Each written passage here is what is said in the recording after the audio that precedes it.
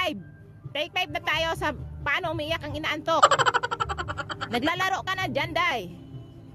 Ang sabi ko, iyak ng inaantok, hindi laro. O, di ba? Ito naman ang mukha ng ayaw pang matulog. O, ganyan na lang siguro, Day.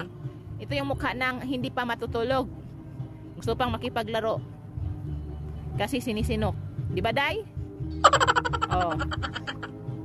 Ganyan mga kalods, ang ating bata. Ay, baliktad ka, Day. Pag sinabi kong iyak ng inaantok, ang ganda. O, ganyan ang iyak ng inaantok. Tama na ba yun, Day? Ha? Ganyan naman ang itsura ng hindi pa inaantok. Ha? Inspired. Ano pa? Iyak ng nagugutom, paano? Ha? Ha? Ha? Ba't parang cute naman nun? Ha?